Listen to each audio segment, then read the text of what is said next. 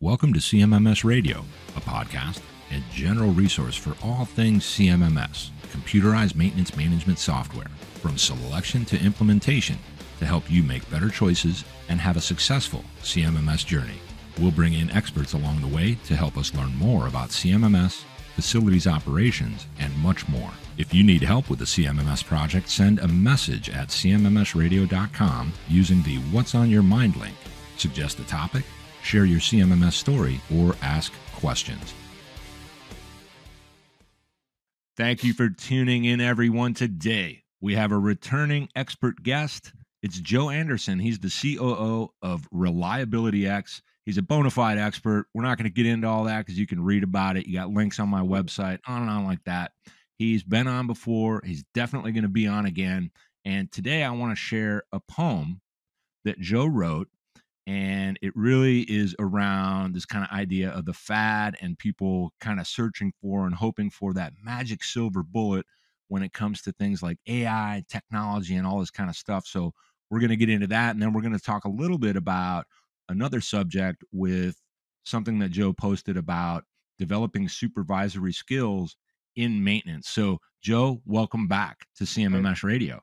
I appreciate you having me, Greg. It's always a joy, man.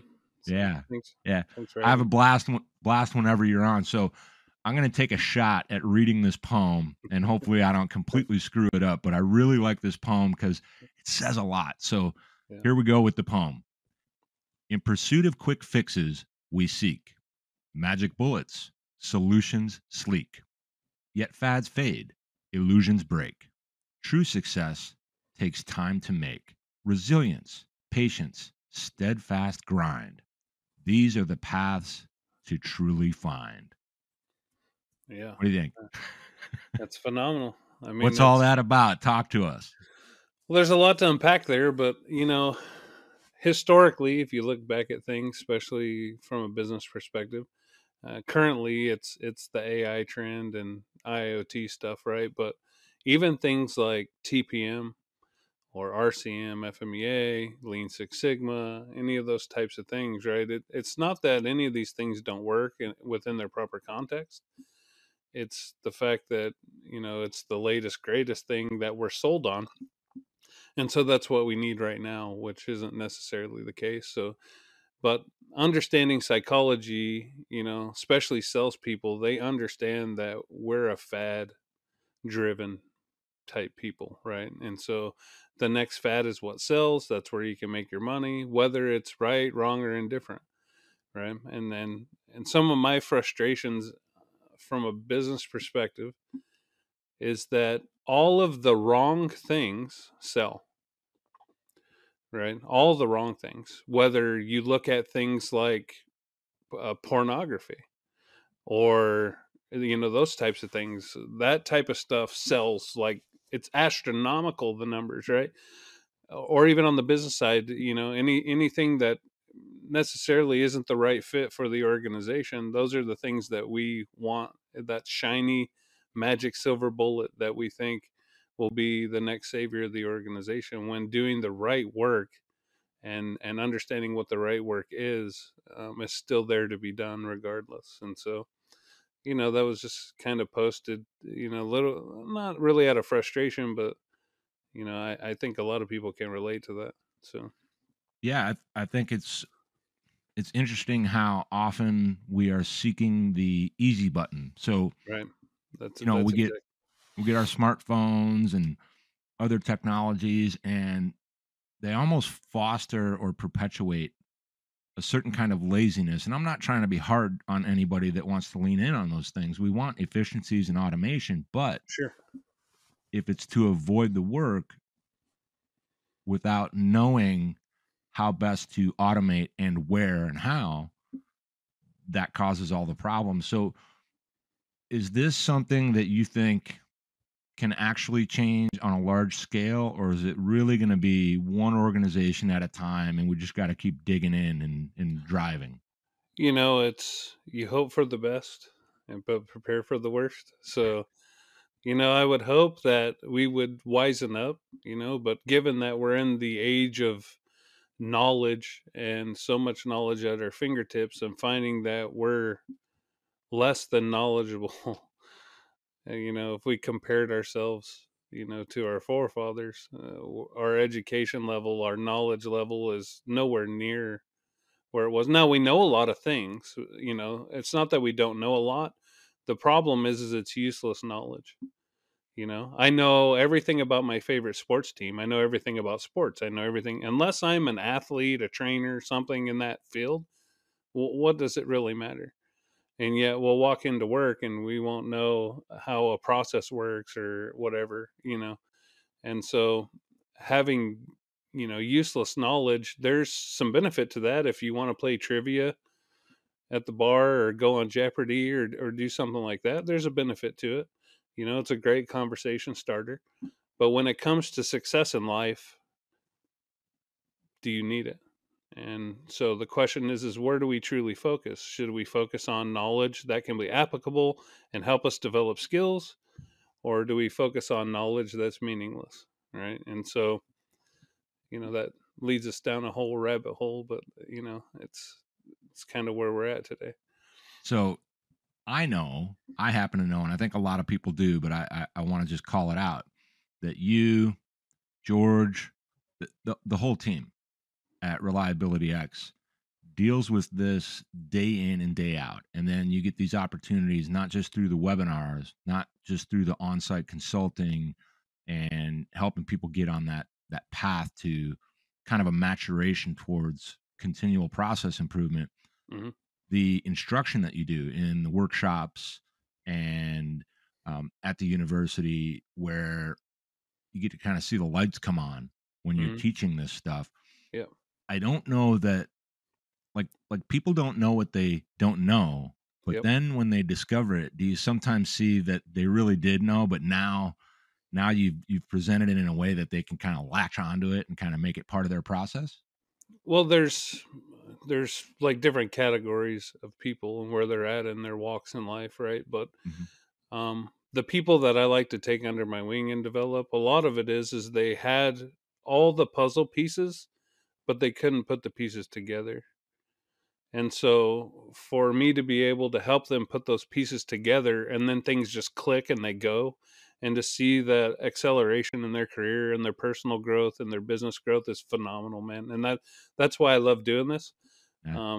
Is for those people. You have some people that they show up to training because they like to hoard knowledge, but they hoard knowledge and they don't apply the knowledge, which means they never develop skill out of it, right? So if you think about how skills are developed, first we learn something, whether it's through reading a book, training, seeing somebody do something, whatever it is.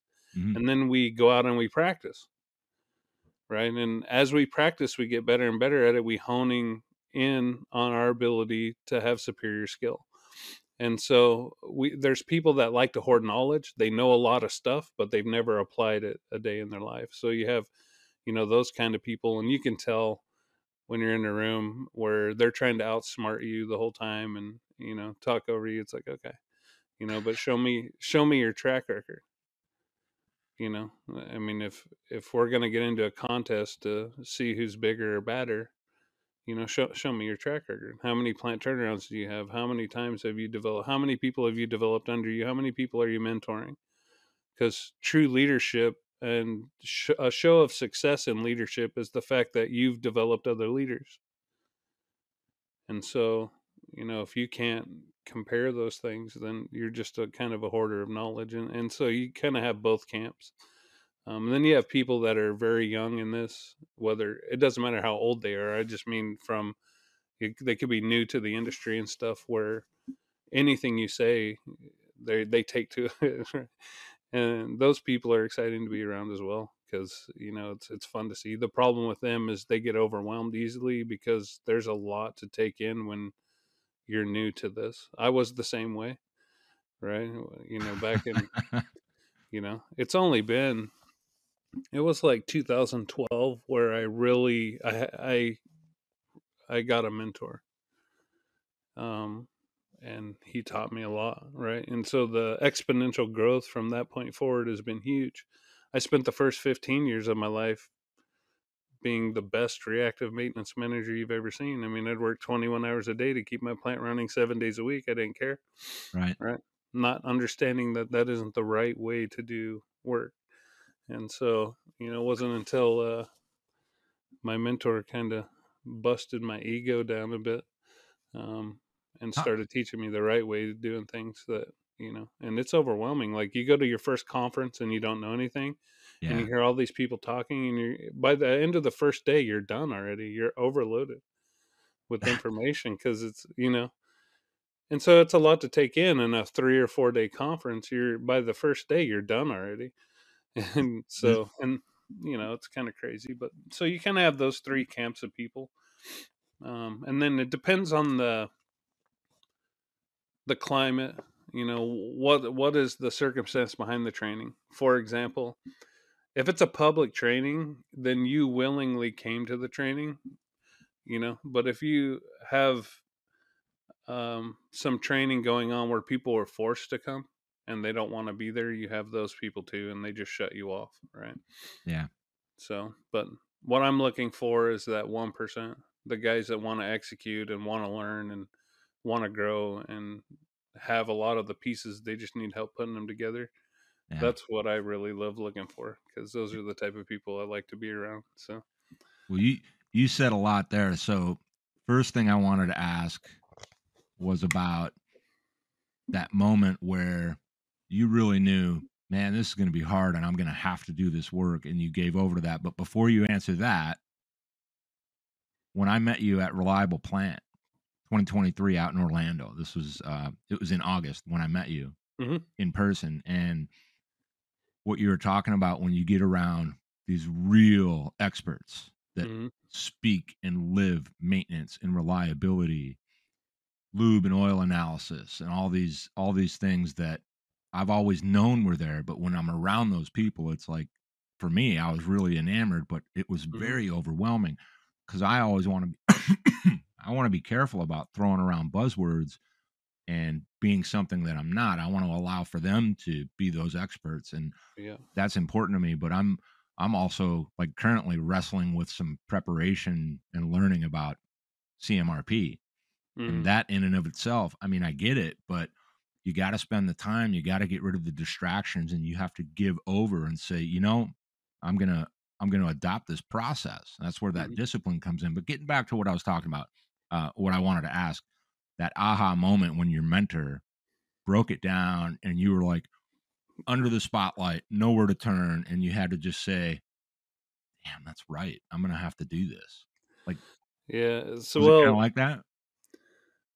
uh, after I got over being butthurt, you know, um, because he knew how to handle me, right? And my ego thinking that, look, I'm the best, I'll outwork anybody. And I've never had a problem doing the work. The Right. problem is I was doing all the wrong work, right? And so you're ineffective, because effectiveness by definition means you're doing the right work, right? So I was very ineffective. And he decided one day, after we had talked a few times, he said, I really want to have a personal conversation with you. And I was a maintenance manager at the time, and I was meeting with the operations manager and the head of our OPEX group, corporately. And I said, well, if you got anything to say, you can say it in front of these guys. He's like, no, I'd rather speak with you personally, I was like, yeah, I don't care, And man, let me tell you, that was a mistake, So, um, you know, I was so mad. I could feel the vein popping out of my head and my ears were burning. And I was trying not to cry at the same time. I'm trying to be a man and hold it in, right? Yeah. Because of the things that he told me. And it wasn't that he wasn't rude about it, he wasn't mean about it, but he's very direct. Yeah. And he basically told me, to sum it up, that everything I was doing was wrong. And the reason that I'm struggling, and I never thought I was struggling, I thought I was doing great, because my plant was running, right? But it wasn't running great, but I was keeping everything running, right? Because at that time I thought maintenance was fixing stuff, Mm. and so I was fixing stuff, and I was a glorified mechanic, not a maintenance manager or a maintenance professional, right? And so it hurt my feelings, but I needed it. Yeah. And he said, can you read? And I said, of course I can read, man. I was so mad. He's like, good, I'll be back on Monday. And Monday morning he comes in and drops a stack of books on my desk, like 5 different books. He said, read all those by next week. I'll be back on Monday to ask you about them. And I'm like, I had never read a book in my life. Like, I've read one book like before that, Yeah. and it was a book on business. Like, I didn't read much. I didn't even read when I was in school. Like, I was a troublemaker. I was doing Yeah. other stuff. But I started reading them, and it was just like, man, like I've been so stupid. You know what I mean? It was very humbling for me, for sure. Yeah. But at the same time, it piqued my interest because I didn't know, and my drive has always been to try to be the best that I can be. And if I wanted, now I have this knowledge gap and a huge learning curve to overcome. How am I the best now? Now I'm at the bottom of the totem pole again, right? So, and there's levels to this game. And so here I am, at the bottom now, but I'm on the bottom of the right side Ah, versus the top of the wrong side, right? So, right. I spent a lot of time studying, I've read everything. At one point, I had like 34 certifications, right? Like I was taking every test I could to test my knowledge to ensure everything, I was, you know, that I knew what I was talking about if I were to talk, because my big thing is if you don't know it well enough to teach it, you should probably keep your mouth shut. And so I was always afraid to say anything or to speak or anything. I wanted to make sure that I knew what I knew. And so, yeah, it was a crazy journey. And I mean, it doesn't stop. It still hasn't stopped. Right. Still Right. learning, still innovating. There's still new things out there. There's a lot of knowledge out there. Um, and it's just when you realize you don't know anything, that's when you actually start growing. Yeah, that's interesting. When you just said that, I'm thinking about that's years ago, but this concept behind like the Socratic method and the kind of like absolute knowledge or the pinnacle of knowledge is actually knowing that you know nothing, Right. and now you've got some powerful knowledge with that, and that kind of reminds me of that. Mm, um, it also sounds like from a leadership perspective we have to have that humility and willingness to explore those areas and consider that we don't really know, we could know more. And it's hmm not because we want to know everything, although we kind of do. We want to actually know what's the right way. We want to constantly wrestle with that. And when hmm you kind of get lazy about that, that could create a bad leader, couldn't it? Yeah. Oh, for sure. And complacency is the enemy, right? And so it's kind of like in the books, from good to great, right? It's when we get good, we get very complacent because we're good. But to go from good to great, it's a whole nother level, right? And so we can get good at doing things, we get very complacent, and I do at times, and I've got to pull myself out of it, you know, and but typically I'm slapped by something I didn't know, and so it forces me to get back to studying and stuff again, right? Or we Yeah. get so consumed with life because life gets in the way of everything too, right? Um, that it derails us at times, but to try to Yeah. stay focused and get back on the grind, man. Yeah. I don't know. Yeah. It's kind of what it's It, all about. it's good stuff. I also think one of the advantages that you and the entire team there have is when you're teaching, not just if you're out there consulting and solving these problems, but when you're teaching, you're constantly in this kind of, it's like a volley, and you're learning as you're teaching Hmm. how to better facilitate the learning of others. And Yeah. then when those individuals that you're working with are participating, like willfully participating and asking questions, even intelligent questions where they've thought it out and it has context, you start to learn and think of other ways to tackle that exact same situation, because you could have 12 people and 5 or 6 different learning styles. So do you find that to be the case as well? Like Yeah. you just get that constant interchange. The reason I'm talking about this is I like with professors, instructors, mentors, I kind of see it. I see it happening, and I myself in situations where I've been able to help somebody learn something. Maybe it was in CMMS, and I've Mm-hmm. got a brand new BDR, business development representative, or a BDM, business development manager, and I want to teach them what they're about to do. Maybe they don't come from industry. Mm-hmm. And I say, that's okay. If they're curious, I'm going to teach them all the basics, and then I'm going to let them take ownership. And then I start to see the gaps, but they show me the gaps. I don't have to look for them. Right. And it helps me learn more because I'm trying to teach properly. Yeah, for sure. And also teaching across a wide variety of industry. Like my background's food and pharma, but I teach a lot of, public university people Hmm. and oil and gas and public utilities. So I'm also learning a lot about their processes and how things work as well. So the great thing about teaching is you learn more teaching than you do sitting as the learner. Yeah. Um, and as you speak through things, you can come to realization that some of the stuff you might be teaching isn't making sense, Yeah. right? Yeah. Because a lot of times what we do is we regurgitate things that we learned. But then as you get a little wiser to things that are going on, you start to question those things. Is that the right thing? Is that the right way to go about doing it?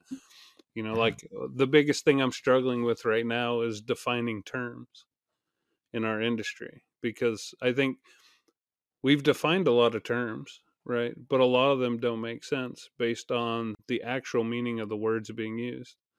Like I said, for example, effectiveness and efficiency, Mm. they get used in the same sentence like they're the same thing or they're, the same. It's like, no, they're not. They're completely different things. I can be doing all the wrong things and make it more efficient. Efficiency just means I'm driving waste out of the system. It doesn't denote whether I'm doing something right or wrong. Mm. Where effectiveness, by definition, is doing the right thing. And so, what we do a lot of times is spend a lot of times working on efficiencies, but we're doing all the wrong things. We're just making all the wrong things more efficient. Let me give you an example, right? I have a 55-gallon drum of used oil, and I'm going to dump it down the drain. Okay. And my current method of doing that is just kicking it over and just letting it spill out everywhere, all over, kind of making a mess, right? Well, if I want to make that process more efficient, I can get a forklift, a big funnel, a barrel tipper, right? I can put the funnel down the drain. I can put the barrel in the barrel tipper, pick it up with a forklift, and slowly dump that 55 gallon barrel of oil and get 99.9% of that oil down the drain.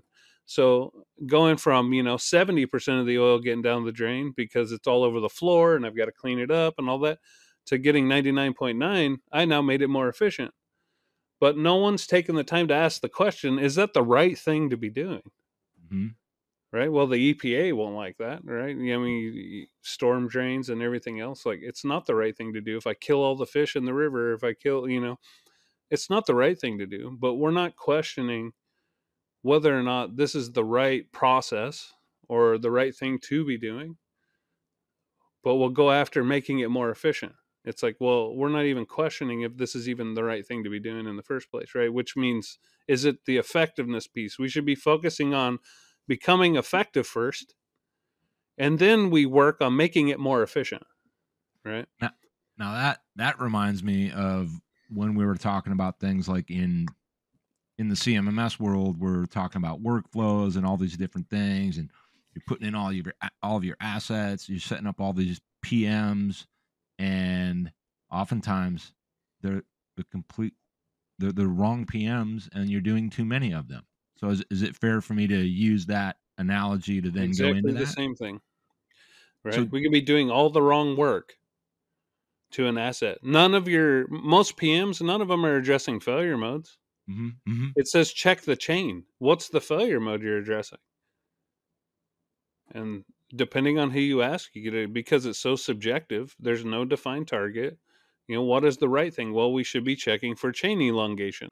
That's the failure mode. mhm, And how do mhm. you check it? With the chain wear gauge, right? And so that's the effectiveness piece. And we want to know why our PMs, when we start up on Monday morning, nothing runs. It's because we've added more defects into the system than we possibly could. And so our PMs are ineffective, which means it's not the right work. But then we'll do an optimization and go, well, I can, you know, take this task and give it to an operator. It's like, how do you even know it's the right task? What Hmm. failure mode are you addressing? Right. But yet we'll do this optimization, which is an efficiency exercise, and we'll move tasks to an operator when really the question is should those tasks even be done? Hmm. And so, not to say that if you do it properly you should come to the right conclusion, but a lot of times we don't, right?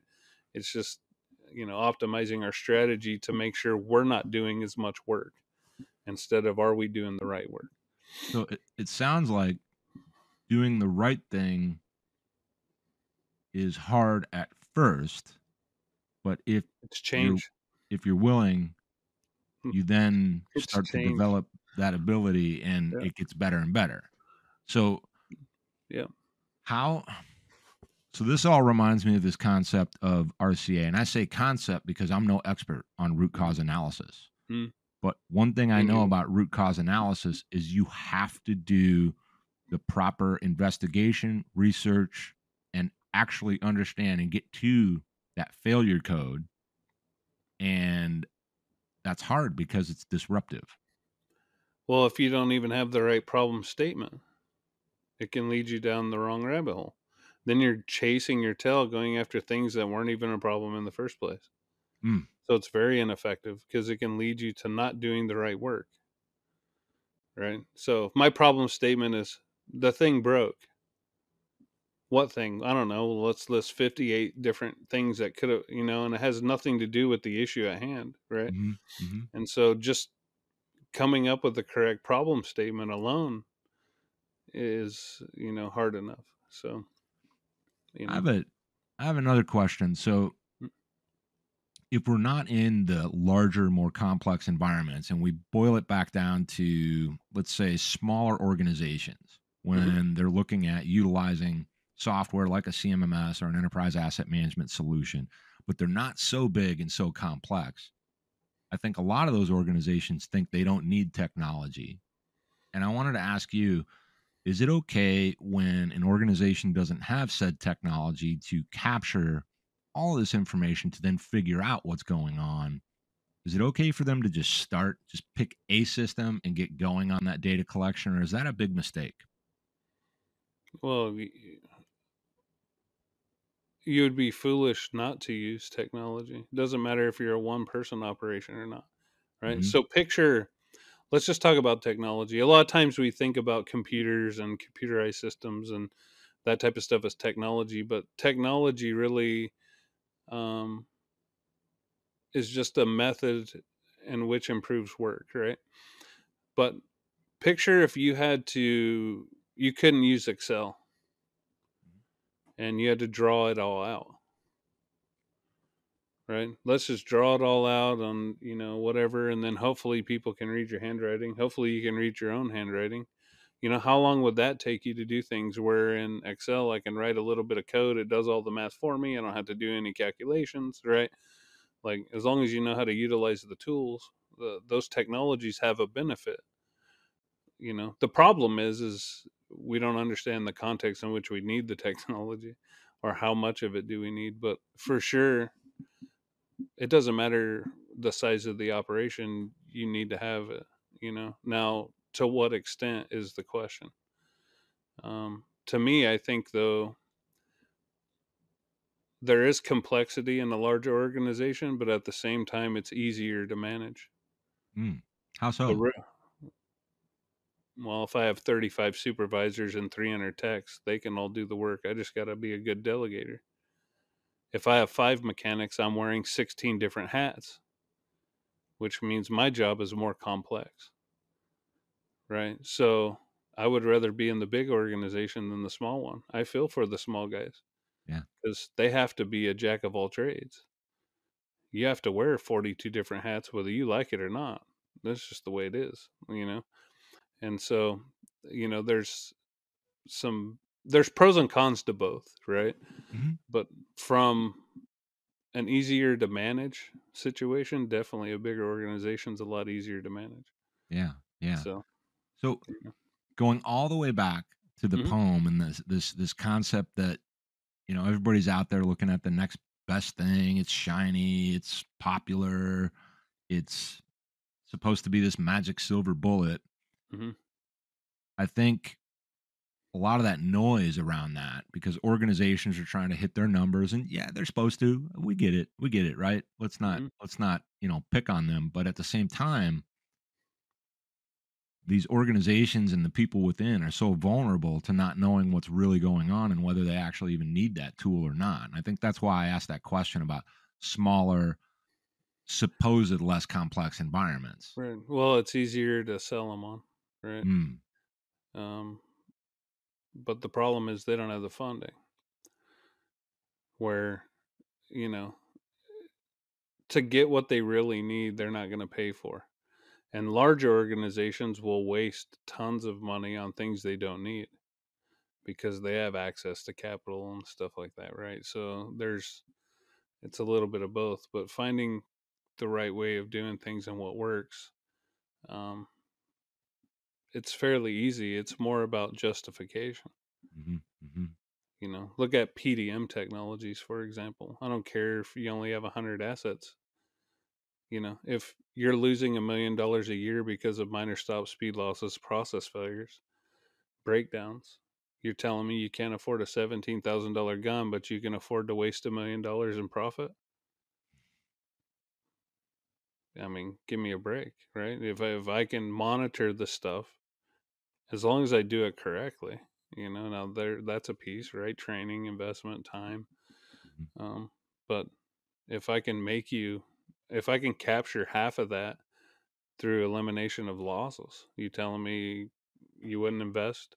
Like if I said, "Hey, Greg, man, for 17 grand, I'll give you 500K at the end of next year," Yeah, right? that And to me that's simple and that's easy, but I'm right, curious why there's so much resistance to that. They because they can't don't take it tolerate the that easy. spend. No, they don't. Well, it's coming up with the money up front, right? The other piece is you have no credibility because you've done it to yourself or whatever.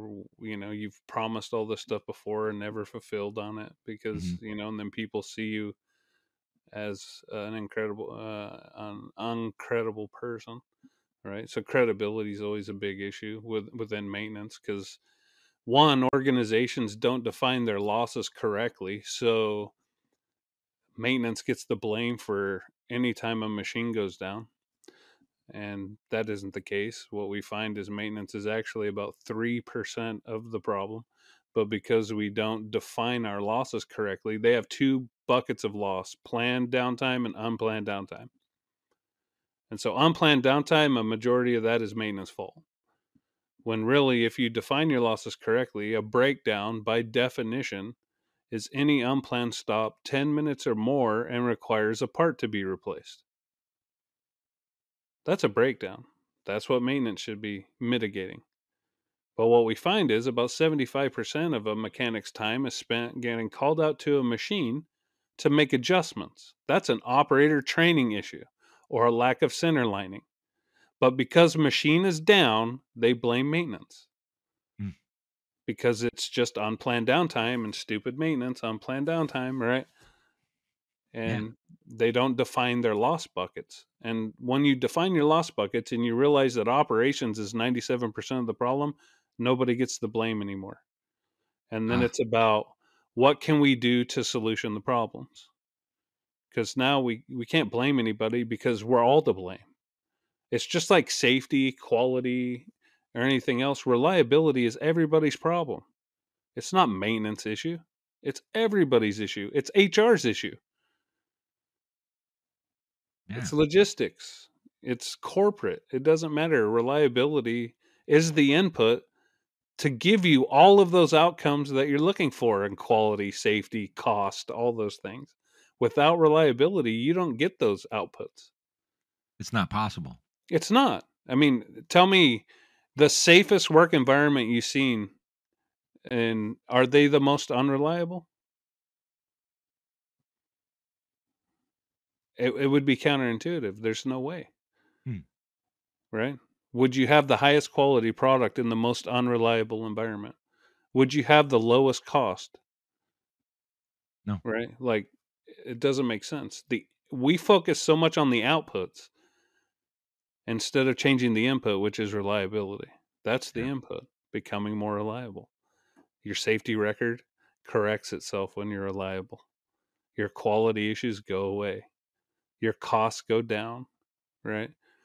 And so, because we can't understand that, and a lot of us, we can't make the correlation to how our day to day affects the organizational objectives. That's one of the biggest problems. Is how is the janitor sweeping the floor? How does that affect my EBITDA or my profit? I Right? love that. I love that And and example. and they don't understand. Like, they can't make the correlation. It's like, well, how about we leave the place filthy? And what does that eventually lead to? Right? Slips and Contamination, slips, falls, falls. contaminations, right? All this, the breakdowns of equipment. Dirty equipment is one of the number one causes of breakdowns.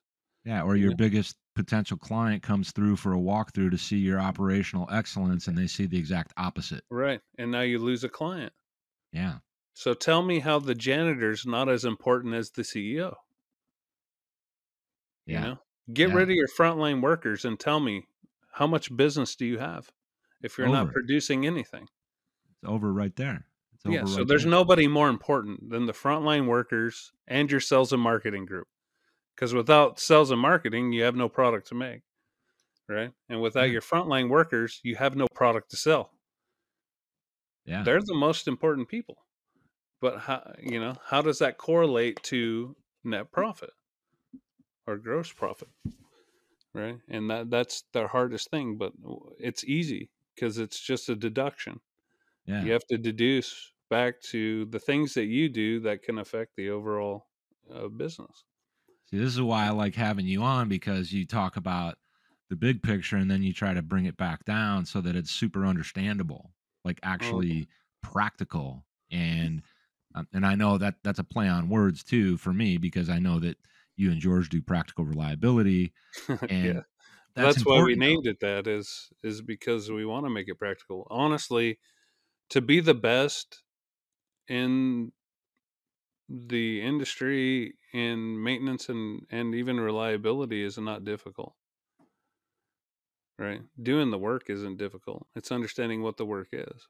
Hmm. The Hmm. difficult part is that you have to deal with people. which The work is happen, easy. It's the which people happen that, to be the most important part of the equation anyway. It's yeah, the people, yeah, right? right. People, Because process. what I have always said is that, you know,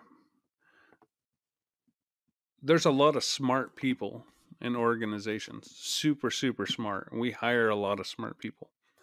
The problem I have with smart people is they have a tendency to take simple things and make them ultra complex, which means you're delineating value. There's no value in that. And you've just overcomplicated something that doesn't need to be complex. Where me, I'm kind of the dumber type of guy where I try to take complex things and make them simple because that's where the value is. And so I get it. We need smart people and all that. And it's not a knock against smart people. It's just they have this tendency to take the simplest of things and make them so complex that it paralyzes them. And then they can't execute because they don't know where to start because they've so psycho overanalyzed things. And like, it's like, no, go set up an ultrasound route. There's no complexity to it. You go into a software, you type some things in, and you go out and take a reading. Like, it's just not complex. But well, I don't know, and this and that and all this, and they'll sit there and it's like, man, this really isn't complex, guys. Yeah, yeah. It's So really not. two things. One, I remember something. I can't remember the exact terms, but there's two very, very, very specific metrics that you find to be the most important aside from anything else when you're Hmm. looking at an overall organization and From a manufacturing perspective, yes, correct from a that's manufacturing OEE, perspective. overall equipment effectiveness, and your maintenance cost per unit, or total cost, depending on how big picture you want to go. If I'm running maintenance, my maintenance cost per unit, everything is summed up in that. If my cost per unit is going down, that means that I'm becoming more reliable, or I'm producing more, right? So simple math here. And I promise it's very simple because I'm a simple guy. If I make 1 unit an hour and I have to pay somebody $5 in labor every hour to be there, right? And I produce 1 unit an hour, what's my labor cost per unit within that hour? Well, it's $5 plus $5, right? So whatever incidentals. to sell 1 unit, let's just say there's no other costs. All I had Okay. was labor to keep it simple. Okay. I have to sell that unit for above $5 in order to make money on it, right? Right. But now let's say I become a little more reliable and make some improvements, and now I can produce 2 units in that same hour. I didn't cut head counts or budgets. I still have to pay the $5 in labor, but now I can produce 2 units. Well, now what's my cost per unit? My labor 250. cost per $2.50. And let's say I'm selling it for $7 to Walmart, right? And I was making, $2 contribution margin that goes to paying all my corporate overhead and everything else, right? But now I go from $5 a unit to $2.50. I didn't cut headcounts. I didn't cut budgets. And everybody wants to cut headcounts and budgets. And it's the wrong way to do business unless you're a C company, which is you have A, B's, and C's, right? And C's mean you're about to go out of business. That's a different story. You've got to do what you have to do to survive, right? But you're now at $2.50 a unit, which means you now have almost a $5 contribution margin versus a $2 contribution margin, which means that your profitability goes up exponentially just because I produced more. And so it's not that your total budget dollars get reduced. It's that you spread that total budget dollars across more units, which means your unit cost is cheaper, right? So if I have 1 unit and I have to pay $5, I put that $5 to 1 unit. But if my budget is $5 and I make 2 units, now I split it in half. It's $2.50 per unit. So I didn't change the $5 budget. Okay. And on a larger scale, if my budget's $1 million, it's still $1 million, whether I produce 1 unit or I produce 1,000,000 units. Yeah. Right. So my maintenance cost per unit is what I care about, because the more reliable I become, one, I'm not spending money on parts. So most of my budget goes to either paying labor or paying parts. And if I'm not having to buy parts, I'm not spending money, right? That leaves me extra money to where I can buy some fancy tools and I don't have to go ask for justification to buy tools, Right. right? Right. So you have that type of stuff, right? And that lowers your cost per unit. Because at the end of the day, what the company cares about is what your total cost per unit is coming out of your plant, not what the total spend is. The reason they cut headcounts and budgets is because they don't know how to get their cost per unit down other than cutting budgets and headcounts. Not understanding that if I produce more with the same amount of people, that cost gets spread across more units.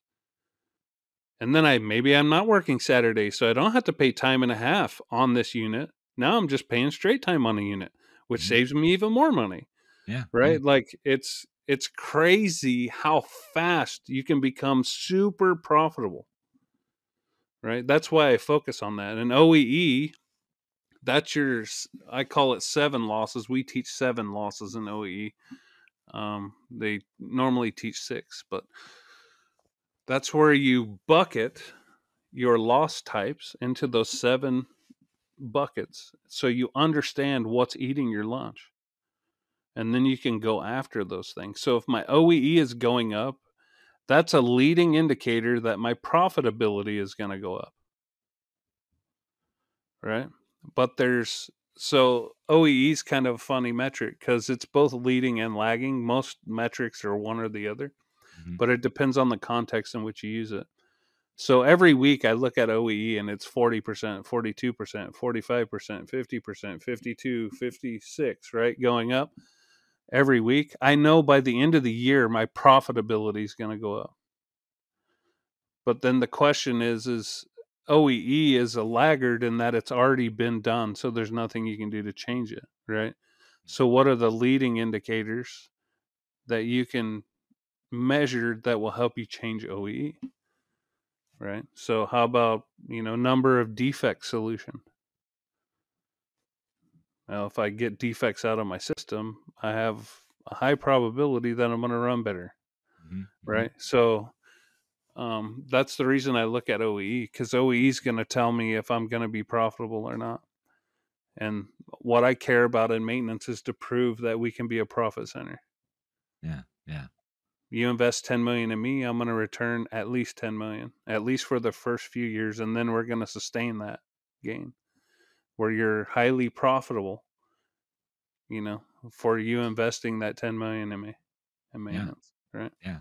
That, And so that's why those two are the most important to me. There's nothing more important than those two metrics. Everything else leads into that. yeah. This is great because I think a lot of people are going to learn something from it. So I want to switch gears, Mhm. and I wanted to just ask a little bit. We don't have to spend a ton of time on it, but I want to Okay. switch it over to um, the ideas behind supervisors in maintenance, and we know they're critical, and there's a lot of things to cover there, but just generally speaking, why is there such a need for this? And I think the answer is probably something around that so many people get into these roles that don't have that that basic understanding or the training in that particular leadership role. But what are the Well, I'm a critical product components? of it. I'm a Yeah. product of it, right? And this is why I know there's a need for it, because I was one of them. That's why I can relate to it. We promote the best, what we think is the best mechanic, right? My first promotion into management, into a supervisory role, I was in a beef packing plant. I was in the ground beef department. I ran ground beef as a maintenance mechanic. And we had these machines called K-Packs. They were chub makers, right? They'd make the 1 pound chub, the 3 pound chub of hamburger, right? Mm-hmm. And I was the best mechanic on the K-Pack. And because I was the best mechanic on the K-Pack, which is one of our most critical machines in that area, I got promoted to supervisor. That doesn't mean I know how to lead people. That doesn't mean I have management skills, the ability to organize and plan and do those types of things. I didn't have any of that. I was just really good at fixing machines. So therefore, promote the guy. He's the best we got. That doesn't make him the best leader. That doesn't make him the best manager, right? And so I learned real quick that, one, I might have been the best on the K-Pack, but well-rounded knowledge and maintenance, I had none. And now I'm surrounded by guys that know a lot more than me, and I have to lead them. And so it was eye-opening to me, And then the other thing is, in the beef industry, to be a mechanic means you know how to change broken interlocks on a conveyor, maybe you know how to change a motor and change a bearing, right? That's about the extent. Maybe you know how to weld, right? That's about the extent of the skill necessary. So then I get promoted to maintenance manager, basically superintendent, and that's a whole nother thing. And I'm still in this beef plant. Well, then I decide to leave the beef plant. I want to go pursue something else, thinking the grass is greener, right? And I get a job in a bakery, and now I'm in charge of people that are multi-craft in a beef packing plant, right? In our beef packing plant, we have 3,600 employees. So electricians and scale techs were their own department. I didn't need electrical skills, right? Refrigeration was their own department. I didn't need to know ammonia, right? In the beef packing plant. Now I go into this bakery and I own all of it. I know nothing about electrical. I know nothing about ammonia. I know how to change some broken interlocks on a conveyor and maybe a bearing. And Right. now I'm leading guys that understand PLCs, understand ammonia refrigeration systems, all this stuff. And I'm like, what? You know? And so I was a product of that, where I was promoted because I was good at fixing machines. And what they don't do, we don't, organizations, not all, but most, do not do a good job of training people on how to lead others, and the management side of things, like time management, things like that, planning, organizing, those types of things. We manage things, we lead people, right? And so there's kind of two sides of that coin, and we need to understand those things. And so, to get ahead of the game, if you are looking to become a supervisor, or even if you currently are or above, because these skills apply to every level of management, right? It's just that there's different contexts in which you have to use those, or different percentages of the time that you'll use those skills, right? As a supervisor, typically what I tell them is 25% of your time is administrative, 75% of the time you're on the floor, right? As a maintenance manager, it's about 75-25 the other way. So you're, 75% it's administrative. You're planning, you're the strategy guy, you're setting the vision, you're communicating stuff, right? And going to meetings, of course, the killer of all businesses. And that type of stuff. And only spending about 25% of the time on the floor. So the context is reversed, right? But those skills are still necessary. It doesn't matter what level of the organization you are. I think they're fundamental. And so, spending time, if you're a mechanic looking to get promoted and you want to become promotable, spend your time developing those skills. Right? I, I had a question about when it comes to developing those skills after Mm-hmm. you've been put into the role, Yeah. right? Maybe somebody's got all this potential, they don't have the pure leadership training, they haven't developed that skill, but they're in that role. So Mm-hmm. now they get these opportunities. Maybe the organization has a LMS, learning management system, Sure. and part of that learning management system is there are some units, workshops, if you will, that someone can go in and go through, and maybe even have some interaction. Maybe they find a mentor and they're starting to work on this stuff. Is it common? I think it's common. I don't know if I'm right, but I think it's common when people go into these situations where, okay, everybody's going to be doing this webinar on basic leadership, kind of 101 type stuff. Where do we start? How do we set the foundation so that we're moving through the world with that perspective, that a Mm-hmm. lot of people are just glossing over because they're just stressed out about the work that they have to do? Well, it's a lot of that is culture, because of the culture that exists in your facility. That's why you're glossed over, because you're thinking about all the other stuff that you've got to get done, because you're going to get called in the office and get your butt handed to you on a silver platter. So you're not even focused on learning the skills that way. But that's a indicator of a terrible culture, right? But that's common all over the place. If you're in a culture that nurtures your development, you're not going to go in there worried about it. You're going to focus on learning and trying to get better. But that's conducive to the plant leadership and the organizational leadership that exists to drive that culture, right? Right. If you're in there because you're forced to be in there as a requirement of being a supervisor, you don't care about it. It's like requiring people to do safety videos. Mm-hmm. They don't Mm-hmm. pay attention to it. They just click through it and get it done. All right, my safety training's done, right? And that type of culture, all they don't care about the safety stuff. All they care is the requirement is I got to get the video done, not about what the content is of the video. Where in a development culture and a nurturing culture, you care about what you're learning in that same video. It could be the same exact video, but the culture that exists within your organization is different. So you pay attention to those things. We take safety seriously here. Those types of things. So you actually pay attention to the video and you try to learn, but I don't think we do a good job giving them tasks to do afterwards either. For the App, for the app, reinforcement aspect of yeah, it. application. So you'll go watch this video how to do it. Now you need to go out and do it, right? And so giving them a set of tasks to go do, take one individual and praise him this week. Tell him, how good he's doing. Take the guy that you don't like the most and find something good in him and compliment him, right? We don't challenge people to grow and get out of their comfort zone, right? What we do is, we build a little box and we stay in that box. And so what happens over time is people become objects to us instead of humans. And so, and anytime I get my feelings hurt or this guy gives me the wrong look, I go right into my box and I stay in my box, and I'm going to treat him as an object instead of a human, right? Where we've got to pull people out of the box and get them to expand a bit, get out of those comfort zones and talk to people. Go out and have a conversation. Why do you think he doesn't like you? He might love you to death and you don't even know it. Yeah. What's the name of his kids? What's his wife's name? What's his dog's name? Like, if you don't know any of that stuff about your people, the problem isn't him. The problem's you, right? So getting them to go out and apply this stuff and try it and try to figure it out. That's the only way you're going to learn. Go make mistakes. Have fun, right? Go Yeah. screw it up. I mean, Yeah. that's exactly what we're doing. And so we should be encouraging that. We want Well, you to go learn.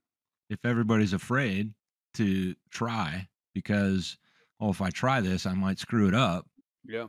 they're not going to try. And that's another way to reinforce staying in that box, Yep. because at the end of the day, what you're creating is a bunch of survivors, Right. and survivors aren't doers. I mean, No. I shouldn't say that. That's too general of a statement. What I mean by that They're is, doers, but in their own interests, not in the interest of others. That's the difference. right, Right. right. If I got to cut your throat to survive, I'm going to do it. They're doing something. They're just taking you out at your knees and you don't even know it. Right. They're going to survive. Yeah. So they're doers too. It's just the fact is they're doing the wrong stuff. It doesn't benefit the organization and ultimately doesn't benefit themselves. They think it does, and it will for a short while. But in the long run, no one's going to like you. You're not going to have any friends. You're going to have live a very lonely life. You know what I mean? Like, you're going to pay the consequences for all of that. Yeah. Right. So, it always catches up to you in the end. And so, but in today's world, it's about making the quickest buck. So that's what drives it.